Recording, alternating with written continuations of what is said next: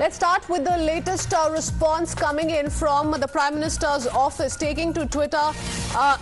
the Prime Minister's office confirms that the Prime Minister has spoken to senior ministers and officials and has taken stock of the situation in the wake of excessive rainfall in several parts of India. Local administrations, NDRF and SDRF teams are working to ensure the well-being of those affected. So the Prime Minister has interacted with several senior ministers and officials in the wake of incessant rainfall that's been witnessed in several parts of India, and the PMO taking to Twitter to confirm the same on how the Prime Minister is personally monitoring the situation. Amit Kumar is joining us on the phone line with more details. Amit, हमने देखा कि गृह मंत्री ने भी काफी सारी meetings इसको लेके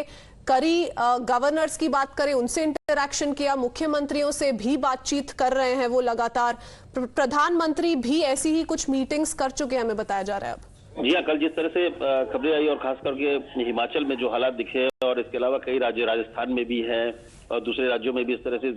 बाढ़ की स्थिति दिखी है बारिश के बाद, तो ऐसे में प्रधानमंत्री भी इस हालात को लेकर जानकारी ली, जो आप कह सकते हैं कि जो अधिकारी और सीनियर मिनिस्टर्स उन्हें पूरे हालात की जानकारी दी और उसको लेकर जो एनडीआरएफ एसडीआरएफ जो काम कर रहे हैं, क्योंकि उनको सबसे पहले लगाया गया है कि कहाँ पर क्या जरूरत है, उस हिसाब से सब मिलकर काम कर रहे हैं, हालात की जानकारी ली। जो अधिकारी थे, जो सीनियर मिनिस्टर्स हैं, उन्हें जो जरूरी निर्देश हैं वो दिए गए हैं कि बेहतर कोऑर्डिनेशन कहाँ, जहां भी कोई जरूरत हो, जहां पर अगर फोर्सेस भेजने की जरूरत हो, एनडीआरएफ की एक्स्ट्रा टीम भेजने की जरूरत हो, तो लगातार मॉनिटर किया जा रहा है। पीएमओ की तरफ से लगातार मॉनिटरिंग हो रही है और प्रधानमंत्री ने पूरे हालात की जानकारी ली और उसके अनुसार डायरेक्शन भी दिए हैं तमाम मंत्री को और जो अधिकारी थे, ताकि किसी भी तरह की मुश्किलें ना हो। सबसे जो प्रायोरिटी है प्रधानमंत्री की तरफ से कि ऐसे हालात में जान माल को नुकसान ना हो, ये पहली प्रायोरिटी होनी चाहिए कि लोग जो कहीं फंसे हुए हैं उनको निकाला जाए और वहां पर जो स्थिति बिगड़ रही है और इसके लिए पहले से जो हालात है, जैसे अगर बाढ़ के पानी छोड़ना है, अगर किसी डैम से पानी छोड़ा जा रहा है तो उसके बाद जो नीचे अगर बाढ़ आ रहा है तो उसको लेकर भी पहले से अलर्ट रहने की जरूरत है। तो तमाम हालात की जानकारी ली गई और आगे डायरेक्शन भी दिए गए हैं कि कैसे वहां पर बेहतर कोऑर्डिनेशन के साथ काम किया जाए, राज्य सरकार के साथ, केंद्र सरकार के साथ एजेंसियां काम करें ताकि लोगों को किसी भी तरह की परेशानी ना हो, इस हालात से निकलने में सुविधा हो। जी, क्योंकि अगर हम बात करें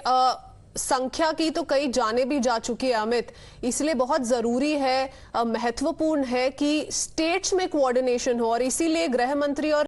प्रधानमंत्री खुद अब बातचीत में जुड़ गए हैं। जी हाँ, कल गृह मंत्री ने बात की, दिल्ली में भी एलजी से बात की, इसके अलावा जम्मू कश्मीर में एलजी से बात की कि अमरनाथ यात्रा भी रुक गई है, स्थगित कर दी गई है, कई जगह पे लोग फंसे हुए हैं। तो ऐसे में जो हालात हो सकता है, प्रधानमंत्री ने भी इसीलिए जो अधिकारियों से बात की, उनका जो फोकस था वो यही था कि जो हालात बिगड़ रहे हैं तो उस हालात बिगड़े में किसी लोगों को परेशानी ना हो, उनको लोगों की जिंदगी को बचाना सबसे पहली प्रायोरिटी हो, कि जान माल का नुकसान ना हो। और इसीलिए जो एनडीआरएफ एसडीआरएफ की टीम है लगातार वो काम कर रही है, बेहतर कोऑर्डिनेशन से कर रही है, सेंटर स्टेट के भीतर भी बेहतर कोऑर्डिनेशन के साथ काम हो। और प्राइम मिनिस्टर का फोकस भी यही था कि हर तरीके से लोगों के जान माल के बचाया जाए, उसकी तरफ काम की जाए और ताकि जहां पर अगर चीजें बिगड़ रही है तो हालात को बेहतर कैसे करना है उसको लेकर जो भी जरूरी चीजें हो सकती है। And we've seen it, Amit. We've seen how NDRF, SDRF have been working round the clock to conduct rescue operations since the very first day, since Saturday, when we saw incessant rainfall take place in several parts of the country. Thank you for that, Amit. We're tracking that very, very closely. Let's quickly shift our focus in the meanwhile to more